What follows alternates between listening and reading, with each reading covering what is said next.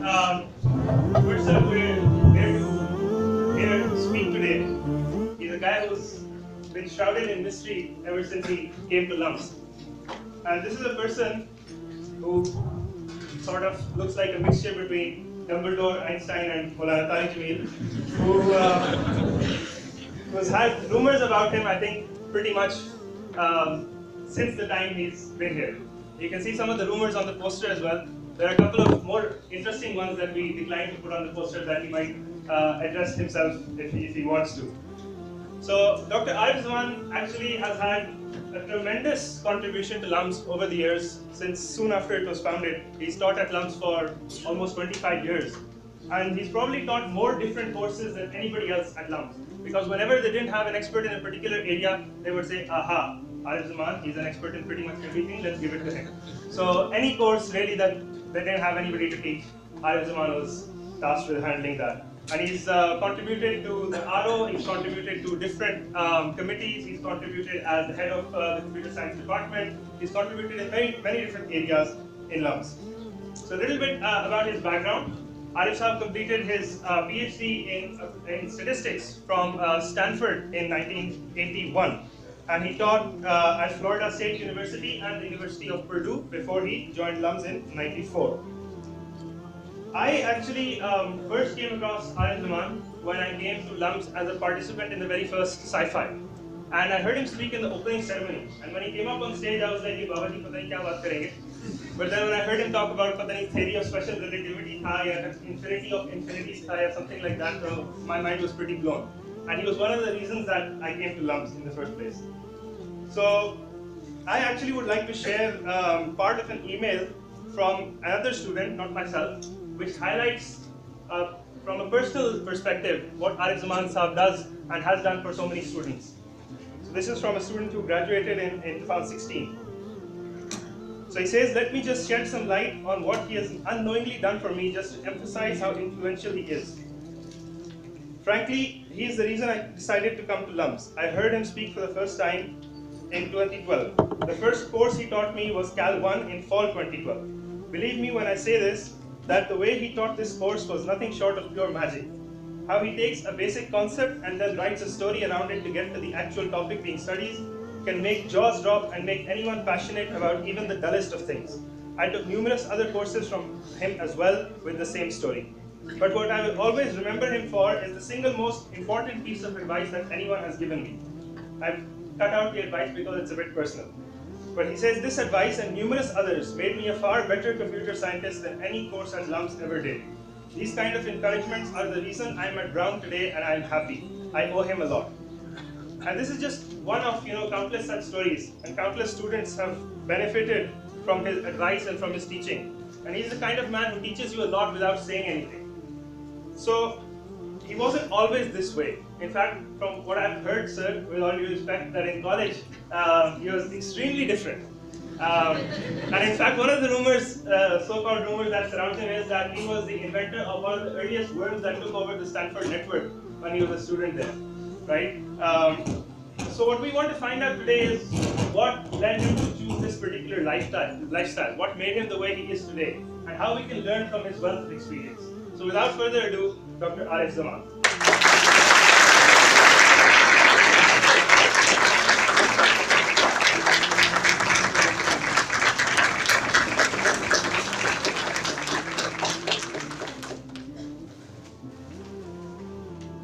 I didn't write the advert for the.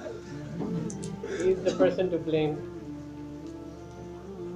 It sounded to me like I see these toothpaste saying this toothpaste contains no xylitol. You could also say it doesn't contain uranium and plutonium and no ingredients from Mars or Pluto or Venus so the same thing. I mean, all rumors. Okay, not all. 99% of them are false. That's the end of the story. No, that's not true. I mean, there is some truth somewhere or the other, but stories grow and grow and grow. And mashallah, last time I was walking on campus and somebody walked up to me and said, "I heard you invented the calculator."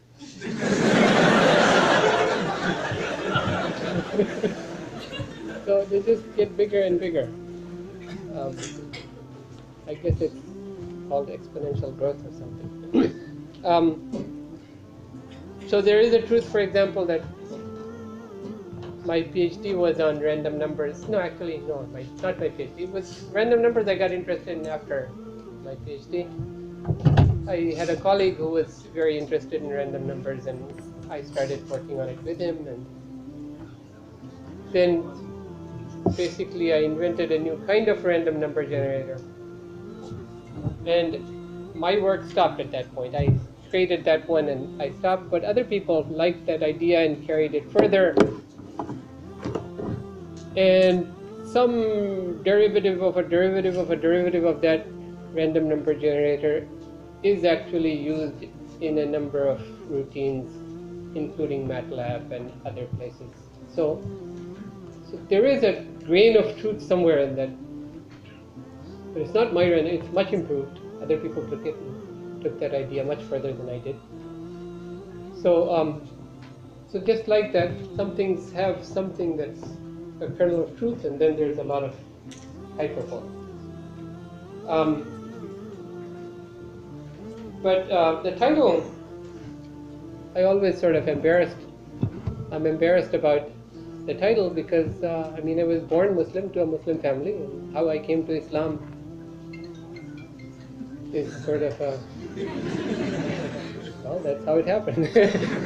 But actually that's not true either. There's a grain of truth to the title also.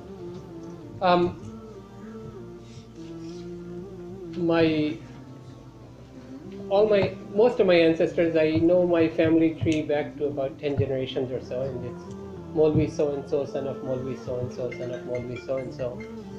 And then we get to my grandfather, who was not Maulvi so-and-so, but Hafiz Muhammad Isa. And then my father, who was not Maulvi and he was not Hafiz, he was just Arif Zaman. And got to be a government servant. So we were normal Muslims, like most, Pakistani Muslims, like not the ones that are from Saudi Arabia or something. That's the ordinary kind, the Urdu kind. We prayed Jummah. One time I was passing by a masjid and I saw lots of people praying there. Is it Jummah? And somebody said, no, it's Tuesday. I said, what are all these people doing? I didn't know that there were other namazes held in the masjid. I thought, okay, 5 namaz in the home and then 1 Jummah a week in the masjid. So, because all deen, the knowledge of all deen comes from hearsay. So, at about when I was 12,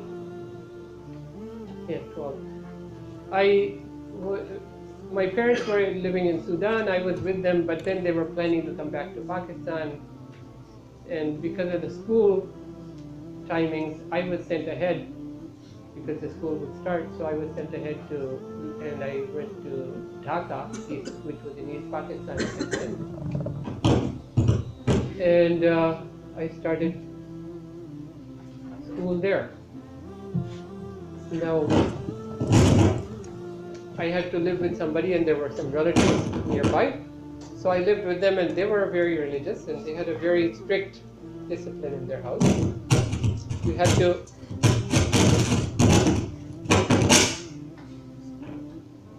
to pray in the masjid 5 times and everybody went, so I went with them. And you could only, once you got back from school, you had to go to sleep. I was not sleepy at all, but you had to go to sleep until Asr. At Asr, you had to go out and play. That was something I was not used to doing. But anyway, after that, you came home at Maghrib exactly, and then you could do homework for so many hours after which you could go. So it was very regimented and anyway, interesting experience. But one of their sons told me that during Ramadan, it breaks your fast if you swallow your saliva. Oh my God, I've never had a fast then. So now I'm starting to spit everywhere here and there. Finally, I realized, oh, that's like other people spit. I'd never spit on the streets. So now I understand that. And I learned different styles of spitting. But then came a namaz. Now I'm sitting there. And it's only the second rakat that I'm going, how am I going to last? And finally I swallowed everything. It was pretty gross, but... And I said, there goes my fast. I don't know how people fast. Anyway, that's what happens when you have hearsay Islam. And then also my experience there was that was the first year during Ramadan, I went to the masjid and we prayed Isha, and then all of a sudden, you know, expecting कि दुआ होगी तो चले जाएंगे, फिर एक और नमाज शुरू हो गई, फिर एक और नमाज शुरू हो गई, फिर एक और नमाज शुरू हो गई, फिर एक और नमाज शुरू हो गई. I had never seen such a thing. I had never heard of such a thing. Well, and it doesn't look like it's going to end. And it's fine. And I was embarrassed to ask somebody, कब खत्म होती है चीज़? ऐसे ऐसा पता चल जाता है. But so that's the kind of Islam that I'd seen. And somewhere around the time when my father went to Sudan, he started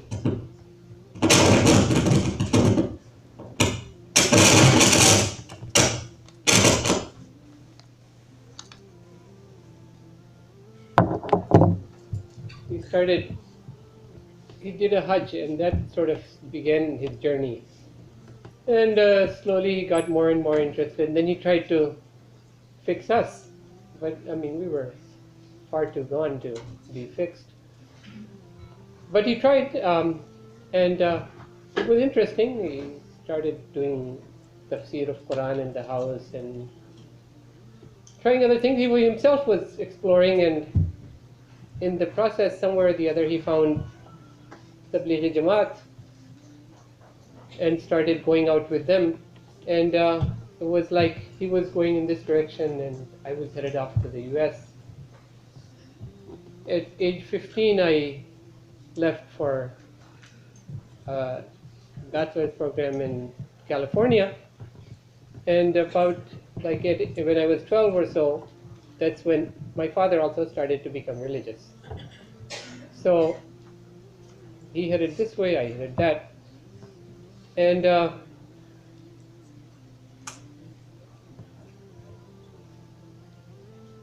my attitude had always been very inquisitive. I really wanted certainty, understanding, and so on. And as a child, you think, okay, well, science will explain everything. So really, it wasn't like, you know, there are some people that want to be scientists because it's glamorous or you go to the moon or something. I didn't really care about those things. But my real question was that there are all these questions and I want answers. And so science is going to explain to me somehow or the other. So when I got to college, I realized that science itself doesn't know the answers either. It's just more questions. The more you ask, the more questions get created. But initially, I didn't realize it, and so it was very intoxicating. Just, oh, now I know this, now I know this, and I'm going to learn more. And there's a field called psychology, which even explains how you think and how you. And so the second interest that I had was philosophy, because it sort of claimed logic and understanding and all that. So those were the two subjects I took most of: mathematics, physics, and philosophy. 3 subjects, but physics was just more interesting than everything. So I started with a chemistry major. But the first semester, with working under the hood with the fumes and everything, I had too many headaches. I said, no, no chemistry. So physics, and I stayed with physics for 3 years. But the physics lab, I failed the first year. So I took it the second year thinking, okay, I failed it because I hadn't finished the last 2 labs. So I figured I'd just do the last 2 labs and I'd get a grade. So I didn't go to the lab until the last 2, and the teacher said, where have you been? And I said, well, I took the first 8 labs and so now there are just 2 left. And he said, no, you have to take all of them. I said, so I got a second F in the course. So then I switched to math because they don't have any labs with chemicals or without chemicals. Actually, they did have a thing called math lab, but it was a more interesting thing and we didn't have to do very much. So, so anyway, I was looking for answers, and then I realized that as you study more and more, I was very dissatisfied because philosophers, they're really very amazing. I mean, thoughts that you think that you're the first person who's ever thought it, then you realize, oh, 2,000 years ago somebody was thinking the same thing and thinking much better than I am. But you realize after a while that they're really great at breaking things apart. You know, this argument is completely wrong, and your argument is completely wrong. And those people that think this are wrong, and those people that think that are wrong. And now here's what I propose. Well, most of them don't even propose. But when they start proposing, all of a sudden, they forget the same rules that they apply to the others apply to them, and their logic is also pretty flawed. So when they argued against things, it was really very interesting, but then they never came up with any concrete proposal which made a lot of sense. And so philosophy wasn't satisfactory, and sciences were beginning to, now I was beginning to see that while they go so far, they don't really address any of the important questions. In fact, that's one of the things that happens, is that if you want certainty, after a while you realize that certainty, the only things you're going to be certain about are things which are irrelevant. 1 is equal to 1. Absolutely, for sure. Okay, but what? So what? Or 1 plus 1 is equal to 2. That's a little bit more in doubt, but still, so what? So when you start even going to physics, it's a theory. At best, it's a theory. It's an incomplete theory as of now. And then there's Iman. Iman in physics. People who have done physics have an Iman that, okay, yes, it's incomplete. We don't understand with our limited understanding, but our understanding is going to grow, and someday we will have a unified theory which explains everything. It requires Iman. Because as of yet, the best understanding is inconsistent. The best understanding of physics cannot explain all that we see. So, but we live with it. Why? Because of Iman. We say, okay, well, I understand a little bit, and I'll understand more, and eventually I'll understand. And but when you talk about other things, there's a different standard. No? How can you live with this inconsistency? I go, well, I really don't understand, but Allah understands. Ah, that's true. This is just, totally unscientific. How? Science is that way too. Anyway. And for the longest time, I mean, you can see the past of it. Light is a wave, light is a particle. And for the longest time, people didn't know any way to justify the two together. And this is also true and that's also true, but how are they both true? Nobody knew. Now, after a huge amount of effort, quantum theory was able to fix that problem. But then there are still many problems that still remain. Anyway, that's sort of what I got my net take from physics was. It's very interesting, and the problems that remain are very interesting. I'd love to work with them, but anyway, I wasn't a physics major, so I did math. Then one of the interesting accidents was that my father said, you should do something useful, Math is... do something useful. both of my older brothers did economics, and so that's one sort of close relative to math that one can step on, which is something useful. I went in the statistics direction, which is almost exactly math, but it sounds like it's going to be useful. And in fact, I mean, the thing I worked on, I mean, my PhD was purely like 0, 1, 1, 0, 1, 1, 0, 1, and so on. In fact, one of the things was that it explains how people used to practice on the tabla. Anyway, that's one connection, but many other things there. So not very useful, but actually I found that it was the most amazing thing, because I happened to back into something which is very, very, very, very interesting, because statistics is the subject which tries to say, if you see data, how do you figure out what it's coming from? And the answer is, you can't. It's impossible to see patterns looking at finite data. If I see 1, 2, 3, 4, 5, 6, 7, 8, 9, 10, what's the next number? Well, it could be 11, but it could be 4. Because the pattern I was thinking was 1, 2, 3, 4, 5, 6, 7, 8, 9, 10, 4, 4, 4, 4, 4, 4, 4, 4, 4, 4, 4, 4, 4. There's a sequence. And not just that. I mean, it's not just an artificial thing. Like, let's say I talk about the sequence, which is when does the sun rise? So it rose today, it rose the day before, and the day before, and the day before for the last many years. But even if you go in the past, after some 4 billion years or so is what people estimate, the life of this earth, it wasn't there.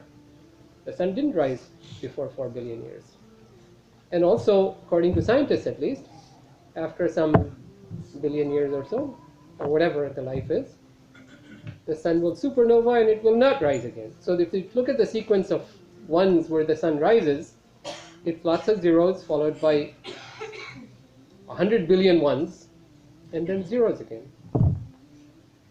So how do you do statistics? If you just see 1, 1, 1, 1, 1, 1, 1, what's the next number? Could be anything. And so that's really, when you get down to the foundations of statistics, that's the answer. Is that by looking at things, you cannot infer what's behind them. There is no way. Unless you put some model on them from your own brain. If you say, now this is a sequence which is an arithmetic sequence, okay, well then I can tell you something about it. If you say this is a sequence which has got this kind of errors, then I can tell you.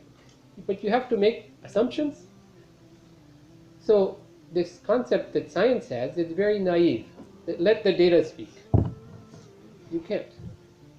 There is data, there are your assumptions that you put in there, that comes to a theory. And if you want,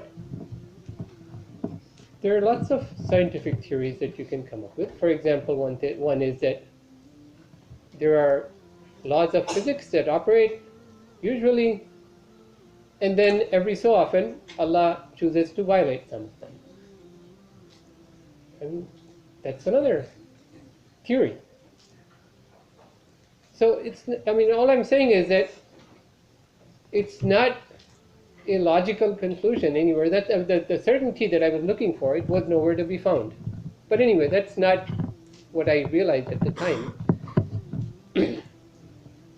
My whole conclusion at the end of finishing my doctorate was that I don't really believe, even though it's a possibility that there is a God. If there is a God, how do I know that it's a Muslim God versus any other God? There are so many gods around. And that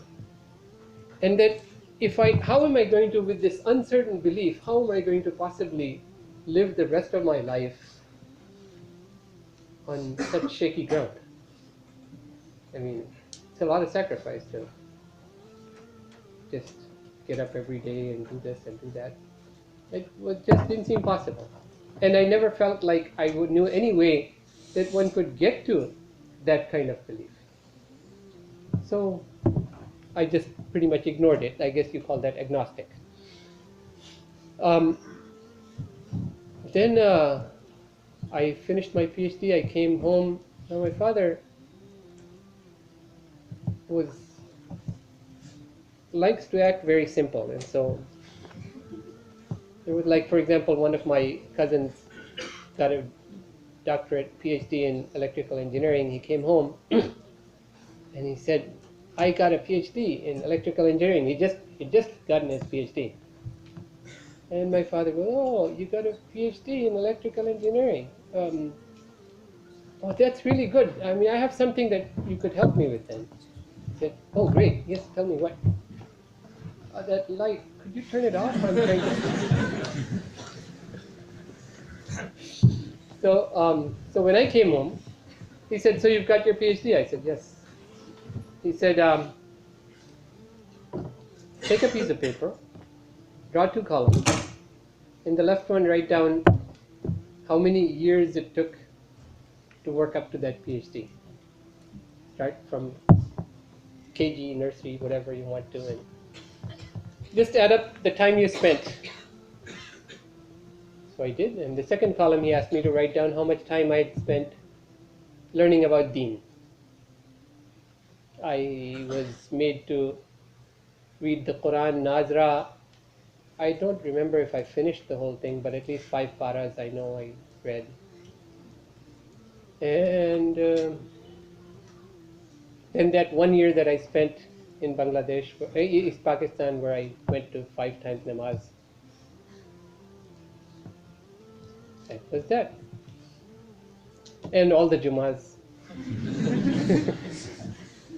And so that, there was really no comparison. He said, "Okay, now, second question. Do you understand all of statistics after spending 22 years or whatever you did?"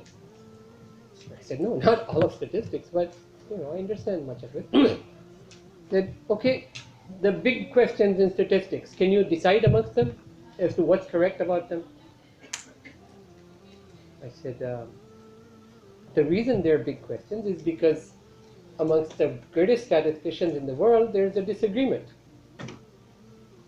And that's why they're big questions. And I don't even understand the argument enough to be able to choose between the bigger statisticians." So he said, "And yet, on the basis of 4 months or whatever you've got, 8 months of the Deen that you've studied, you're willing to decide on the biggest question of them all. Don't you think you need to spend more time on that? Like maybe 22 years or so?" And I said, "Well, it's true, it would be, but I mean, how am I going to do it? I've already reached the age of whatever, 24 or something." He said, "Okay, I don't ask for 22 years, I'll only ask for 4 months. Because in Tabligh, they say that if you spend 4 months, it's enough to understand at least what's going on." So I foolishly said, "Okay, I'll give you 4 months." He made it sweeter because he said, "I'll forego all my rights. As a father, I have rights on you, and I'll forego all my rights." This is just an amazing bargain, so okay. Then somewhere in the process, I don't know when, but because I don't remember this at all, but somewhere he changed the rules of the game, and he said it has to be done before you're age 30. I don't know where, that sort of puts a time limit on it. Otherwise, it just goes on and on and on. And someday you never do it. But so I reached age 29. After a while, you do. And just when I was about to turn 30, my brother Amjad, younger brother, got sick. It was a life-threatening thing. In fact, I had to do some weird stuff because his guts, his intestines were totally removed because they were gangrened, because they ruptured, and doctors didn't do anything about it. So anyway, so now he's gutless, and he's still alive, so, but we had lots of jokes about it. no guts, no glory, and all that.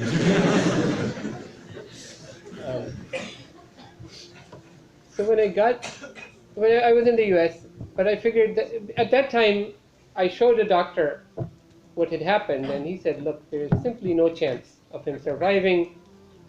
At most, he's going to live out some 6 months, and then there's just too many systems that are going to be malfunctioning, he's going to die. So I left the US in the middle of a semester, came to Pakistan, and he needed some medicine, so I brought some of that medicine also with me. I got a flight from, actually I didn't, not the middle of the quarter, it was just Christmas time, so there was vacations. So I flew to New York and was going to go on from there to Pakistan. Okay.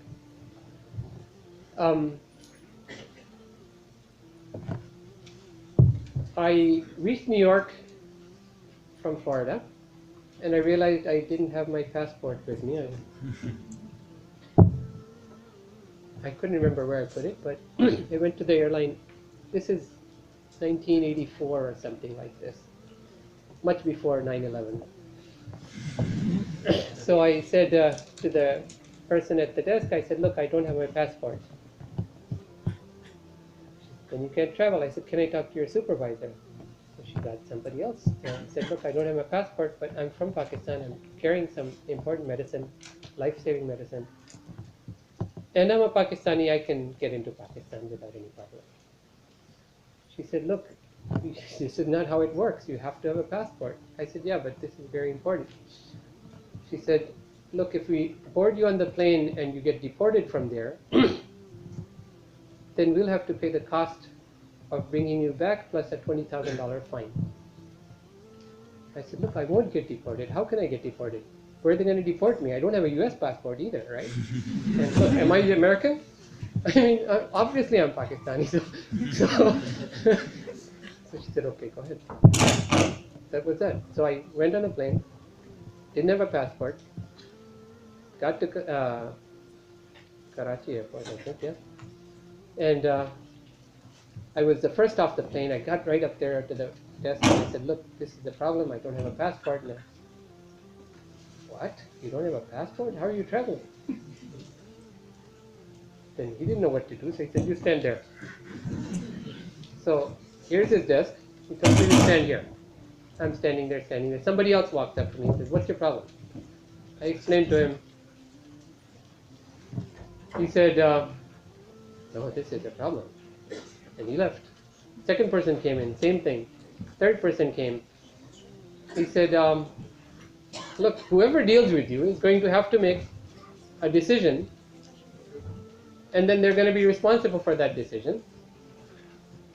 And so nobody's going to deal with you. Nobody wants to deal with you. Why don't you just start walking? You know? And then I took one step and I realized nobody did anything, so I took another and another.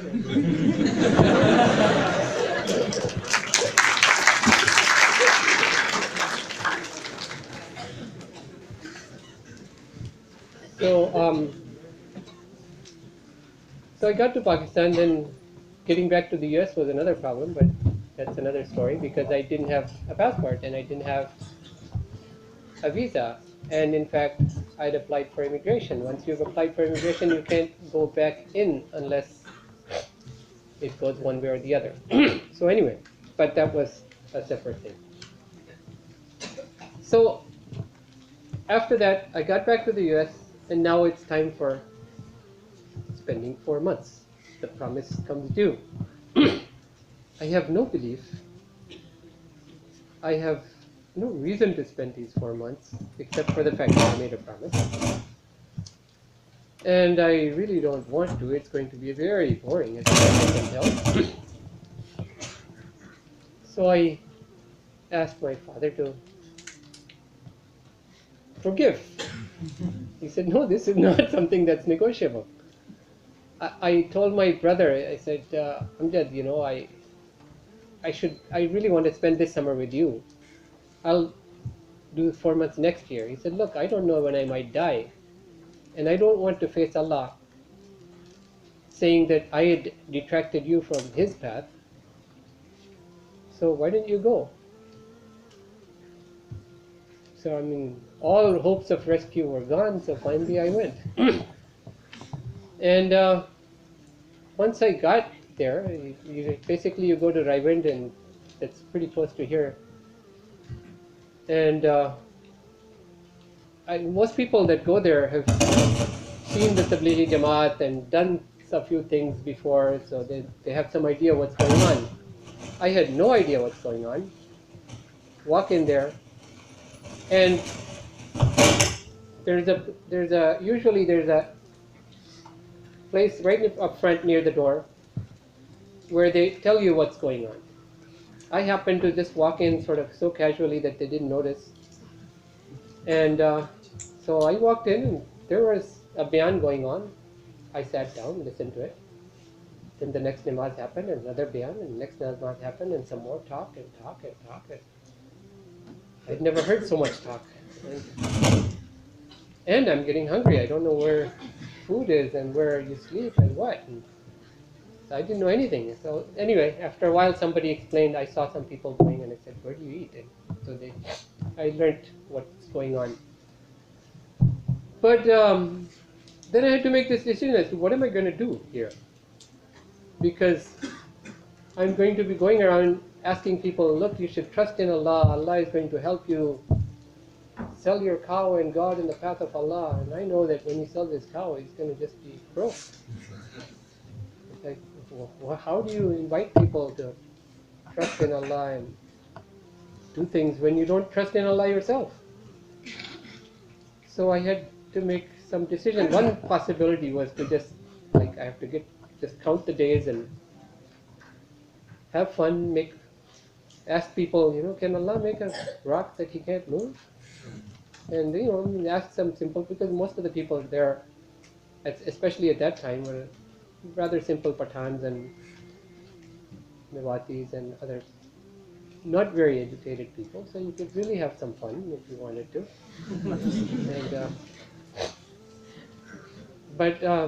So those are the two options. One is to do that, and the other one was to take it seriously.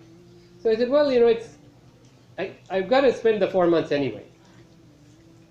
So I might as well give Allah last chance, and that's what I did. I made a deal with Allah saying, this is the last chance. I'm going to give this the best shot that I can. I'm going to act as if because one thing long time ago I thought about this question, is that I thought that if I could get certainty, the problem is just that I'm not certain about it. I'm weak in my faith. But if I could be certain, then it would be no problem. I thought that, and then I realized that's not true. Because to do something over and over again for years and years, it's not easy. If you just if you have to take care of a sick parent, and you have to wash their clothes and wash them and take care of them day in, day out, no matter how much you love them, it can get difficult. And the same thing is true. If you have to do a lot of work and you have to get up for Fajr and you have to do this, it can be hard. So I said, okay, I'll give it my best shot. And at the end of 4 months, I sort of thought, okay, it failed. It didn't happen. Nothing clicked. No visions that I saw. No angels came and talked to me. Nothing really happened. And so it was a bit disappointing, a bit scary. But then really I started noticing that really lots of things did happen. It just happened very gradually. There was no instant that I can recall. But one thing that I noticed was that I left Raiwind after having spent 4 months not having seen a single woman clothed, full head to, not even anywhere. I mean, this is masjid, and then you go to people's houses and you keep your gaze lowered, and that's that. And so then when I left, I got to Lahore airport, and oh, what a wow. I had never noticed that Lahore airport was all that unusual, but at that point it was something else. But Lahore airport went straight to England, London, and it was summertime.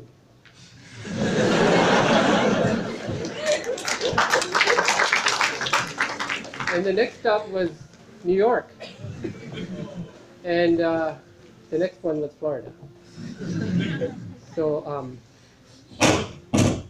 I remember when I was interviewing for LUMS, one person specifically got hung up on this. He said, "Maulvi Sahib, this is because LUMS before that was the year I came here was the year that LUMS sort of changed pretty significantly. I'm not saying I was the cause of it.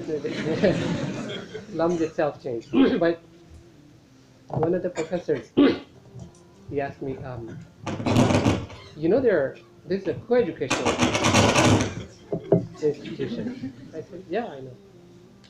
So, how are you going to?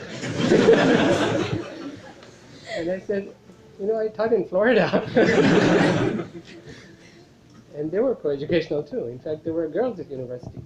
The Florida State University used to be a girls only, but it switched from girls only to co-educational, so there were more girls than boys. Anyway. So, anyway, that was, after about 4 or 5 minutes of this, I said, you know, most people, I've been to many job interviews in the US and in Pakistan, and most people ask about the subject that you're going to be doing and the kind of work you're going to be doing, and you haven't yet asked anything about that other than girls, and so I was wondering if you're going to get to that sometime. Anyway. But so one thing I noticed was just the fact that I'm noticing different things which I didn't used to notice. The second thing I noticed was that namaz was not even an issue. It was really like so automatic, because for 4 months I'd been praying every single namaz. It was not difficult at all. And in fact, I was trying to make most of my namaz in the masjid. And that was something I couldn't have even imagined. I mean, it's like just not possible. So something did change. And in fact, many other things changed. And in fact, a little while later, I realized the most important thing that changed was the fact that the thing that I considered impossible, which was that I would have a certainty about something, had changed. Really, there wasn't that doubt had gone. And it's sort of, I understand it better now. I remember, I can give you a parallel, which one student, high school student, asked me about chemistry. He said, this is early on, when people had not seen atoms. Now you've even got photographs of single atoms sitting and so on. But at that point, there was no atom that had been seen. So he said, look, they were studying chemistry, and he said, have they ever seen carbon or any of these atoms? No. So then how did they know they were there? It's just a theory, right? I said, no, it is just a theory, but it's the right theory. It explains everything.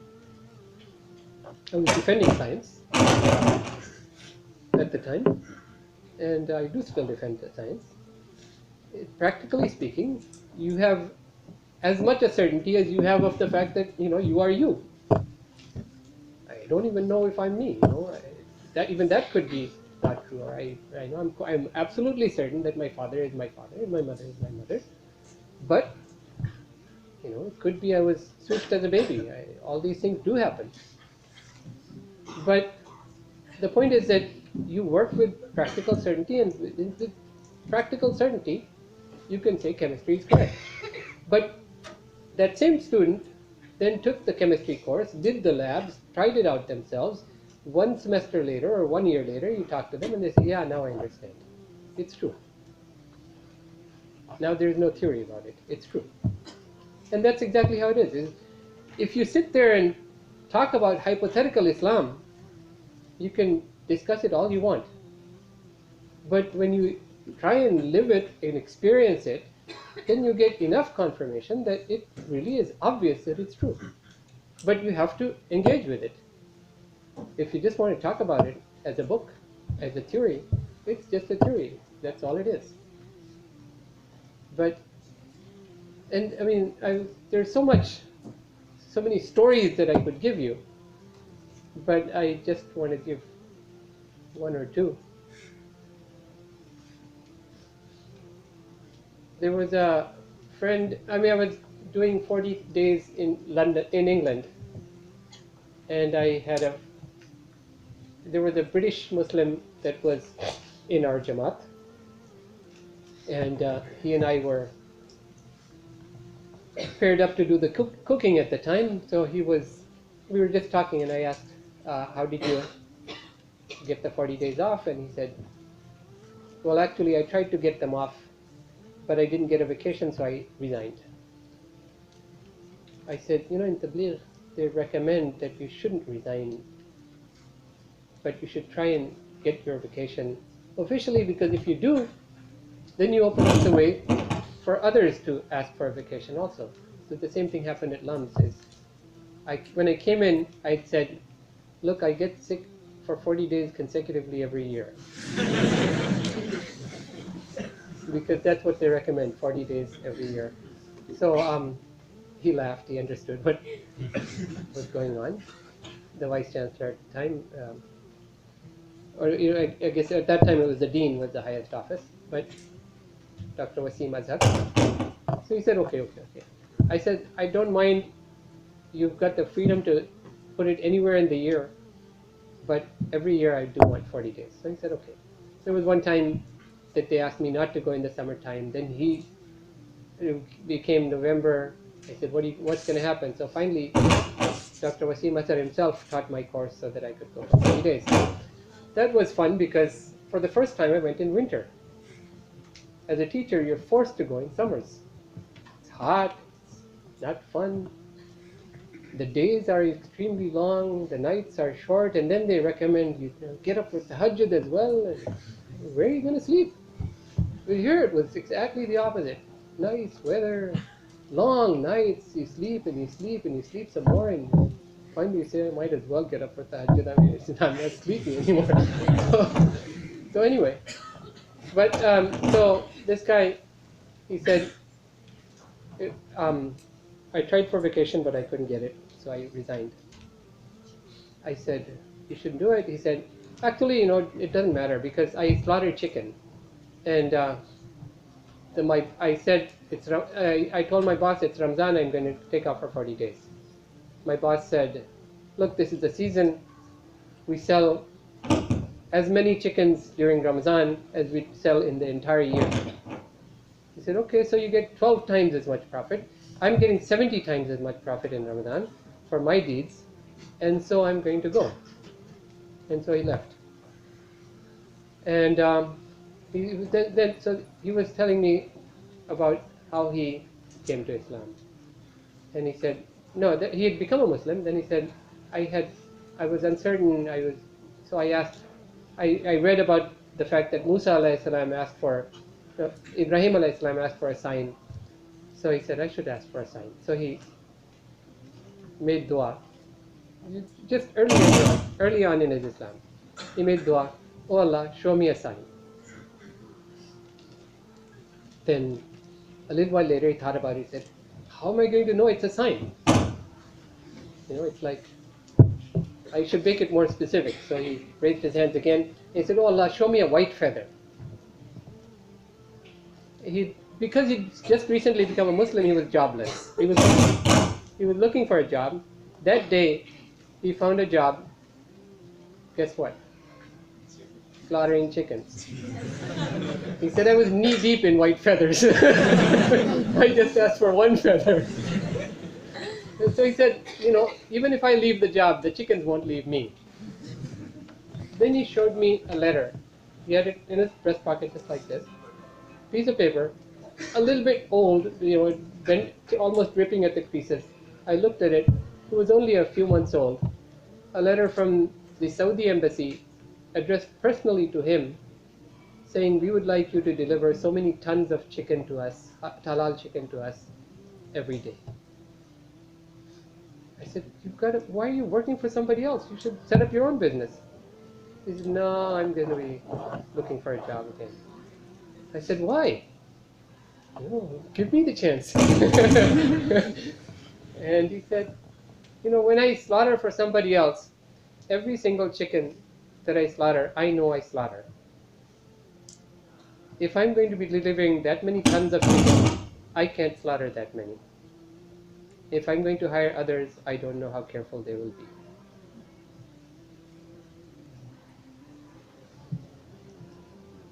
You meet people like that. You really do meet people like that. And it changes you. There was a driver, taxi driver, in Tallahassee, Florida. And really nice guy. He was a murderer. He killed somebody. Really well built. I mean, his arms were like my legs. And so he went to prison. And in prison he accepted Islam. And he didn't know much about Islam, but the brothers were black men, really strong, dangerous looking. But the brothers said Islam is great, so he said, okay, he became Muslim. Then he started learning about he started learning about Islam, and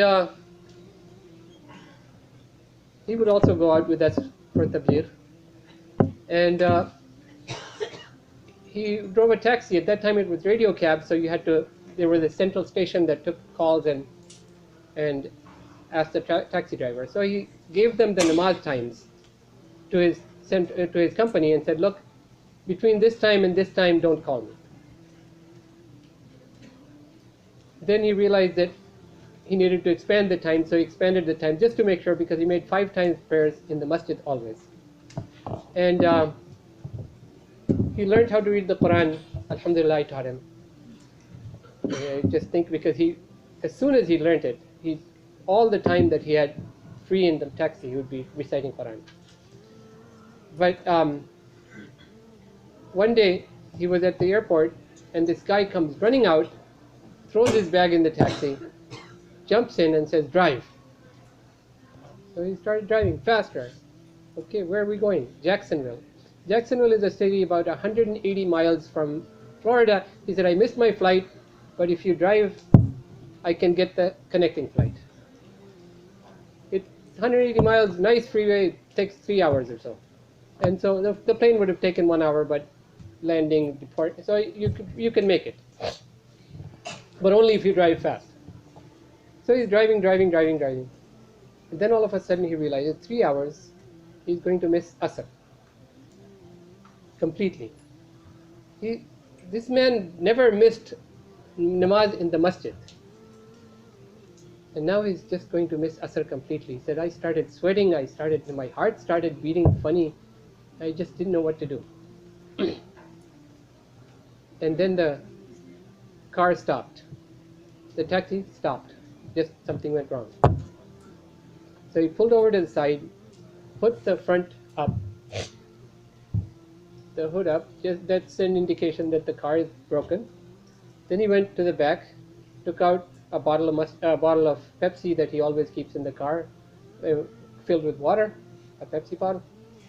Put it in the lota, started doing wuzu. Took out his janamaz, and the guy says, what are you doing? What are you doing? I've got to get to the airport. He said, I'm fixing the car. And he started making asr. And at that point, while he is praying, a police car comes. He said, and this guy says, this man, he's gone crazy. He says he's fixing his car, and he's going up and he's going down and he's washing his face. And I think he's gone insane. And the car broke. And as he's saying this, one of the policemen looked inside and said, oh, there's a cable loose, and he plugged the cable back in. Just as the man did salam. Said, see, I told you I was fixing the car. Got him.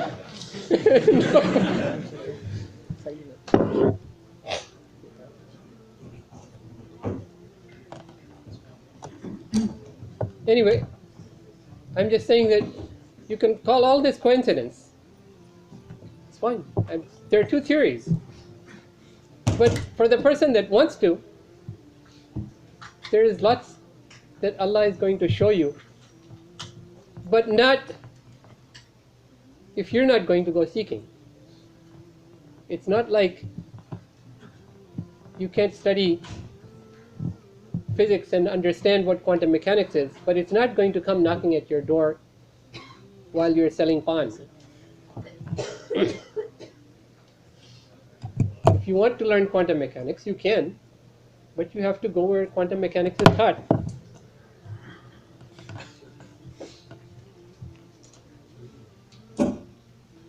And so, similarly, if you want deen and you want to get something from Allah, there is something you have to do.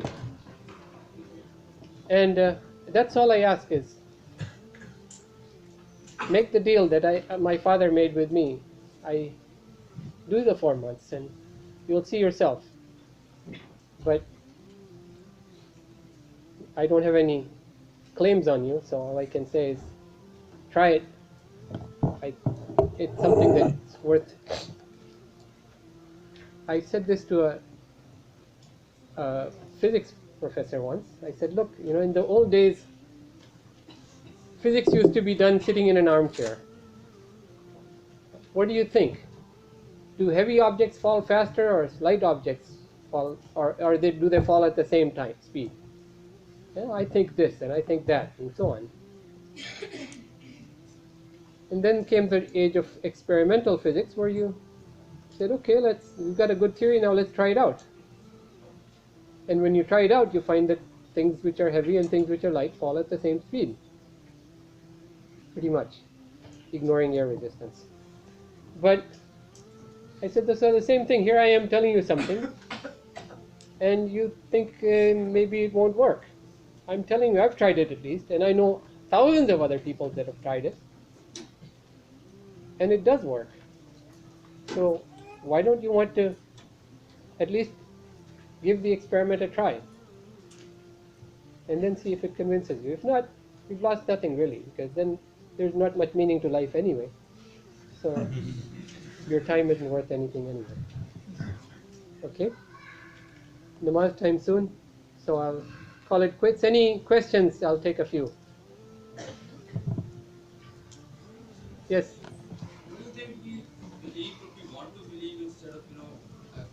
Definitely.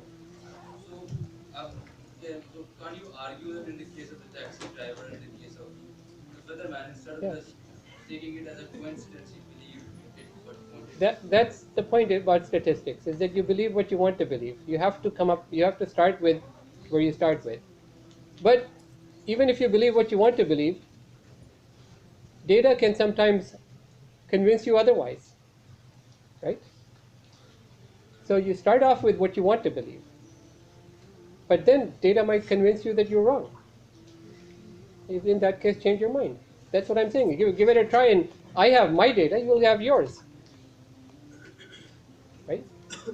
I mean, if you start doing chemistry experiments and you find that it doesn't work, and that, when you put equal amounts of this and that, it doesn't create an explosion, fine, then say it doesn't work. So only argue that in chemistry and in sciences we have concrete numbers to validate our belief, but in qualitative or in finding that God don't have any number, it's just this. It's absolutely true. But that's exactly the point, is that in the hard sciences, you can answer questions and you can answer them very well. And so there's a story of a man, just 1 second.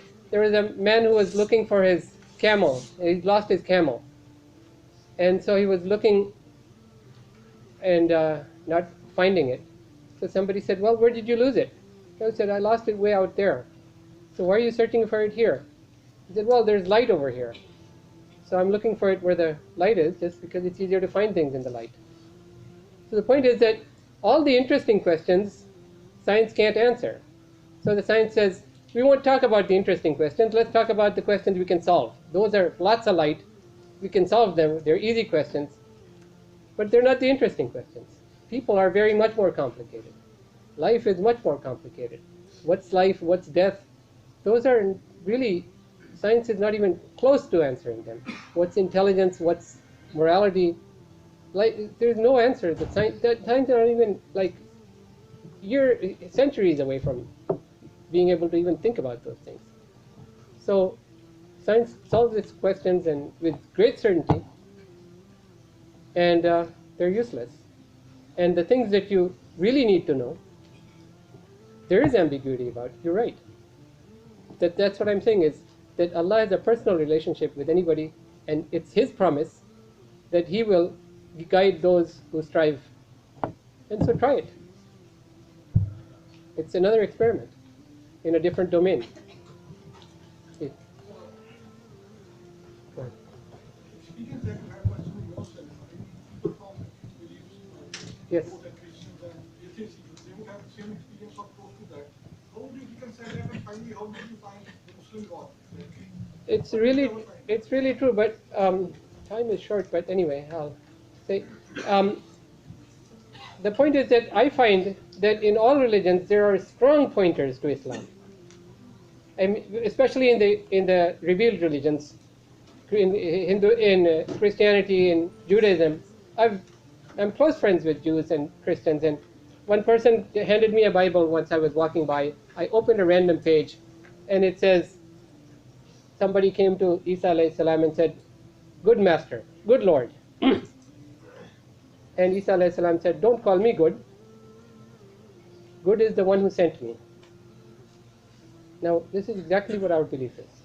That there is, Isa alayhi salam is a messenger, not God himself. And this word, "don't call me good," good and God are used interchangeably. So, for example, when you say goodbye, you're actually saying, "God be with you." So, he's literally saying, "Don't call me God. God is the one who sent me." I showed this to a Christian who was teaching at LUMS.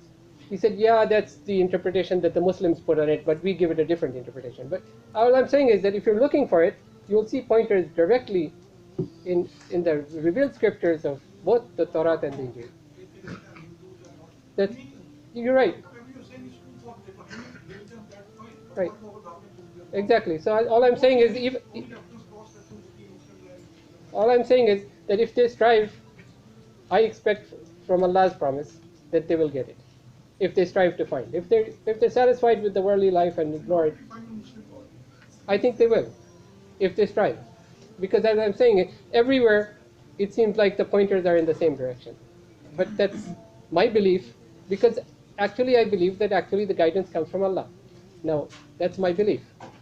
If you doubt it, you can, but as I'm saying, then try it out. That's what I'm suggesting. Yes? So I think the question he's trying to ask is basically, what if I find certainty in some other religion? Okay, possible. I don't think it's going to happen unless you're not sincere in your search. But that's my belief. Yeah, but So, okay, namaz time, so sorry I forgot.